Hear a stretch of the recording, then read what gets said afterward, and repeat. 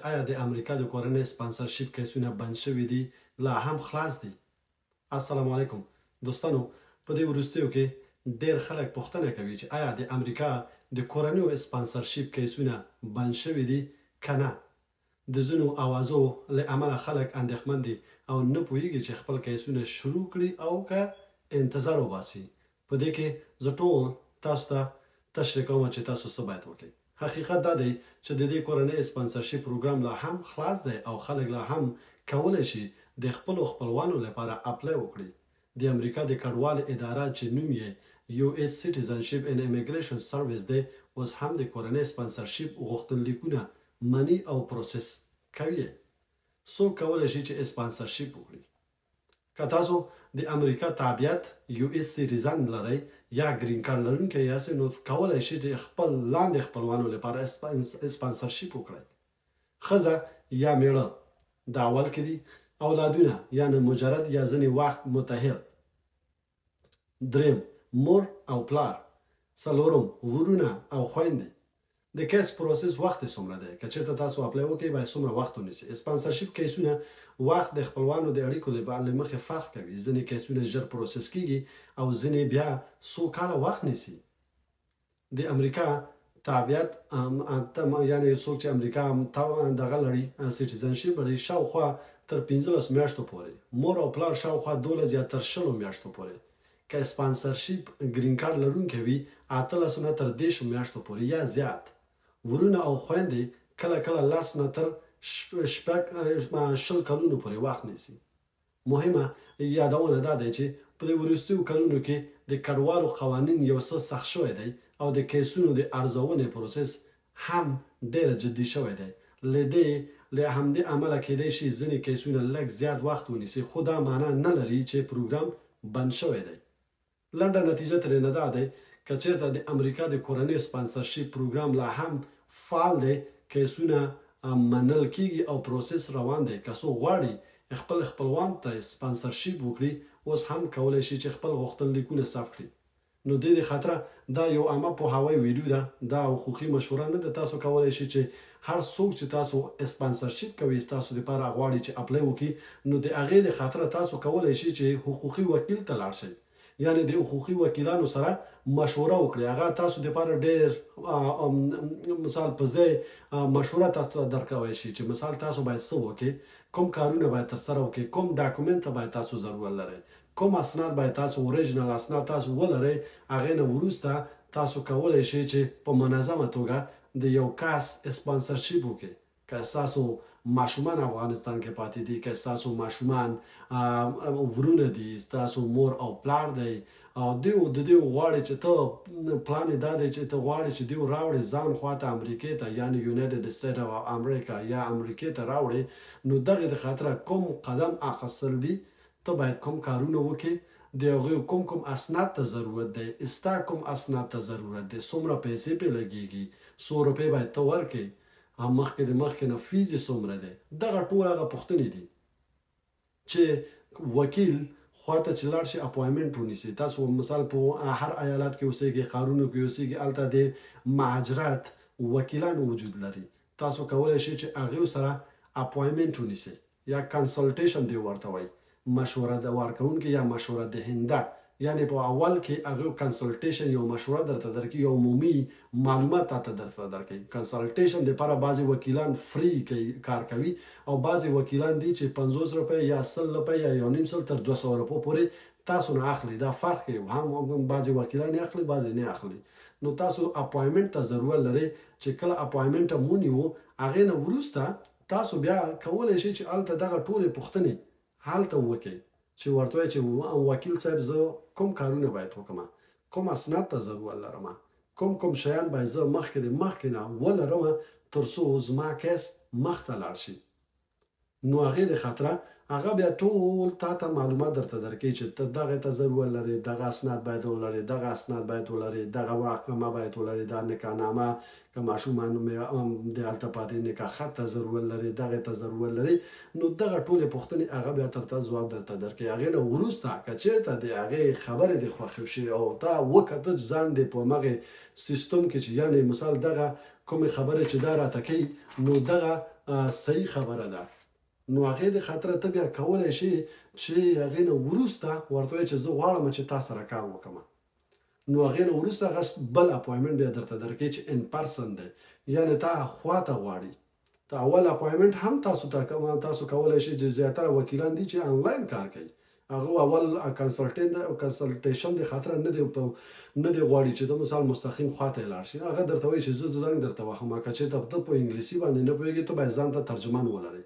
که چېرته ترجمان هم ته نشي پیدا کړی، هغې ته ووایه چې زه په انګلیسي نه پوهېږم، هغه درته ترجمان ونیسي. که چېرته بیا هغه ترجمان نشو نیوی نو ته باید ضرورت لرې، ځکه چې ستا کیس دی ته باید ځان ته ترجمان پیدا کړي. که انډیوال دی که دوست دی که رفیق دی، هر څوک چې دی هغې ته باید ته پیسې ورکړي. چې کله پیسې دې ورکړو نو هغه کولی شي چې راشي یا د ټلیفون له لارې کنفرانس کال جوړ کړي چې زنګ ووهي نو دغه ترجمان هم به په لاین کې، تاسو به هم په لاین کې یاستئ او وکیل به هم په لاین کې یاستئ. چې کومې خبرې هغه درته کوي نو ترجمان کولی شي چې تا ته ووایي چې دغه خبرې دې راته وکړې. نو چې دغه پروسس چې ټول ختم شو، بیا هغې نه وروسته ته بیا کولی شي چې بیا وکیل سره ان پرسن، یعنې مثال خوا په خوا ته لاړ شي، هلته وایي ګوري دی هغه اسناد درنه اخلي. هغې نه وروسته تا ته وایي چې زه دغه پیسې درنه اخلم، نور زه ګارنټي تا ته نشم درکولی چې دا به یو ورځ ونیسي، یو میاشت وخت ونیسي، یو کال وخت ونیسي، که 20 کاله وخت ونیسي. دا هیڅوک ګارنټي درته نه درکوي. دا پروسس دی، دا مربوط د یو اس سیټیزن ان امیګریشن سروس ډپارټمنټ دی چې هغه هر څه پروسس کوي. نه وکیل لاس کولی کوم کار کولی شي. وکیل وظیفه دا دی چې ستا اسناد منظم کړي، ټول کړي، اپلیکیشن درته ډک کړي، هر څه منظم توګه په یو پیکیج کې واچوي، هغې نه وروسته میل کړي. یعنې هماغه دفتر ته چې مثال د دې پروسس مسؤلیت په غاړه لري، دنده په غاړه لري، نو هماغه دفتر ته مستقیم دا کولی شي چې ته ستا اسناد ولیږي، هلته ولیږي.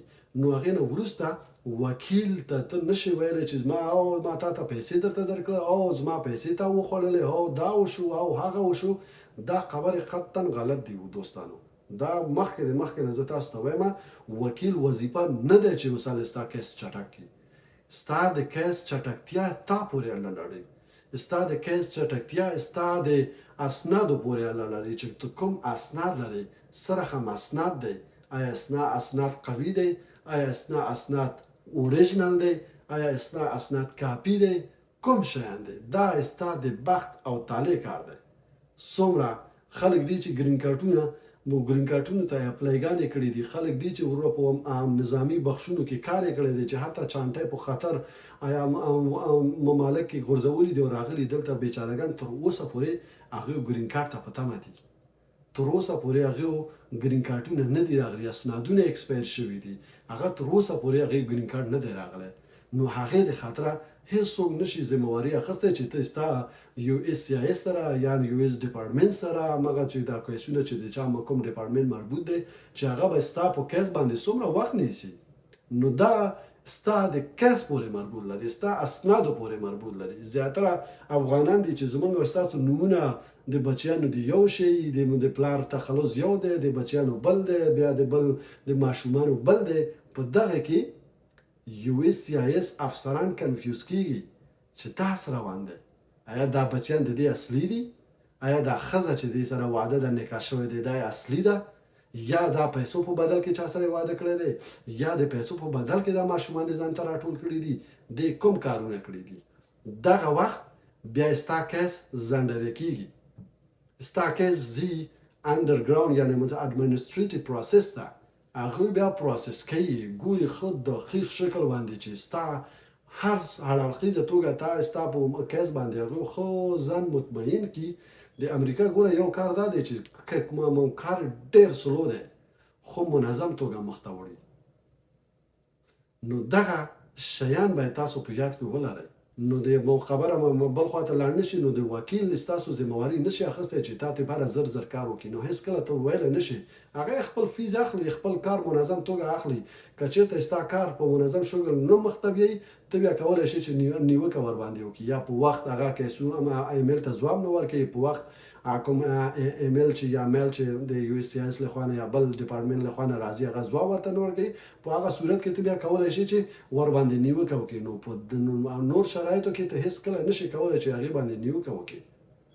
ته همیشه منظم فقط یما هر څه چې راځي حوال تا تم راځي یو کاپی او وکیل تم ځي یعنی چې کله هغه وکیل د انتخاب کو اسناد د چولېږي نو تا ته هم یو کاپی راځي هغه ته هم راځي نو ته ضرور نه لري چې ستاسو د اسناد چې راغلي هغه ته وړاندې کې ته فقط کولای شي چې میاشت کې 2 میاشتې 3 میاشتې بعد یو ځلې د وکیل ته یو ټکس میسج وکړي یا ایمیل وکړي چې وکیل صاحب زما کې سره هم دی کوم حالات کې دی کوم دغه کې دی هغه به تا ته ځواب درته درکړي نو هیڅ کله کوشش مکوئ چې وکیلان هم په عذاب کوي ځکه امریکا د ورو دلته استاک یوازې استاک کیس نه دی هغه سلګونه زرګونه کلاینټس لري هغه خلک لري چې هغه د لپاره هغه کار کوي نو هغه د خاطره تاسو باید دغه شان متوازی اوسئ نو دغه معلومات عمومي معلومات او عامه پوهاوی ویډیو او عامه پوهاوی خبره چې ما غوښته چې تاسو د لپاره او خاص افغانانو د خاطره چې په امریکا کې ژوند کوي او که بیرون دي نو دغه ویډیو تاسو د لپاره مې جوړ کړی دی